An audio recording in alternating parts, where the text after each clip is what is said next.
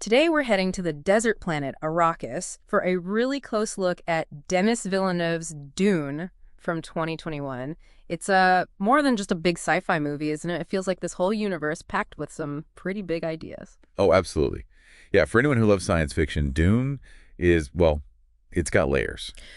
So today we're going to dig into a few key things that make it so rich. We'll definitely talk about the spice, Yeah, melange, yeah, what it is, why it's so important, culturally too. right. And Arrakis itself, the world building, is just incredible how the planet is almost a character. Yeah, it shaped everything. Exactly. Which ties into human resilience, coping with extreme environments.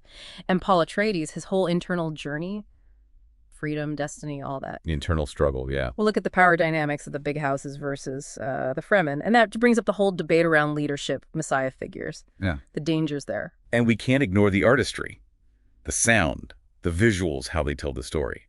Plus the bigger themes: humanity, choice, freedom meeting responsibility, maybe rethinking power structures. And that ecological vision, too, which feels really relevant. Definitely. It mirrors a lot of our own challenges today. Okay, let's start with the absolute core of it all then, the spice. Melange. What is this stuff, really? Right, the spice. It's basically the most valuable substance in the universe, and it only exists on Arrakis. Its effects are pretty wild. Physiologically, it slows aging way down so people can live for centuries. Wow, okay. Just that alone. Yeah. And mentally, it enhances clarity, but in bigger doses, it unlocks prescience, seeing possible futures. So it's like a super drug, but also essential for, well, everything. Exactly. Its strategic value is off the charts. Yeah. Arrakis has the monopoly. And interstellar travel. It depends entirely on spice. The Guild navigators need it to see safe paths through space. Without it, the Empire grinds to a halt. So no spice, no space travel, basically. Pretty much. And it's physically addictive, irreversibly. Once you're on it, you need it to live. That keeps everyone tied to Arrakis. That's quite the control mechanism, but for the Fremen, it's more than just a commodity, isn't it? Oh, completely. For the Fremen, the indigenous people, spice is deeply spiritual. It's woven into their rituals, their beliefs, their connection to the planet itself. Yeah. It's in their food, their water. It shapes their whole worldview. It's part of their identity. Okay, so this vital, mystical resource is central to Arrakis. How does the film bring that world, that planet to life so effectively? Villeneuve's world building is just masterful. You feel the scale, the texture of Arrakis, the vast deserts, the huge structures. It feels real. Yeah. And it really dives into Fremen culture, their tech, like the stay-suits, their relationship with the sandworms, their whole society built around surviving, thriving even in that environment. It shows how much the environment defines the people, right? Precisely. Arrakis isn't just a backdrop. It actively shapes them. The Fremen are the ultimate example of human resilience and adaptation. They thrive not through comfort, but by understanding and respecting their harsh world. The film suggests real power comes from that connection, that cooperation with nature, not just tech or force. Which leads us to Paul Atreides. His journey seems so mapped out, but the film really emphasizes his internal struggle, his choices. Yeah, Paul's story is fascinating because it's so much about inner freedom. Is he just fulfilling a prophecy, the Bene Gesserit plan? Or can he actually choose? He sees these visions, especially of this terrible holy war, the jihad fought in his name, and he actively questions it. He resists it. So the Bene Gesserit training, which is all about control. Right, gives him this incredible mental discipline, control over his body and emotions. But ironically, that self-mastery is what allows him to choose. Ah, okay. So it's not about being a puppet. It's about having the tools to potentially cut the strings. Exactly.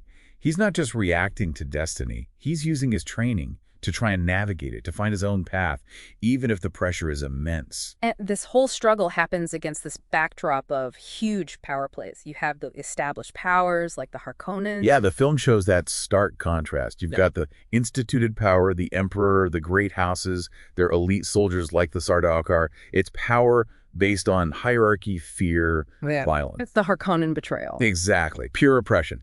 But then you have the Fremen.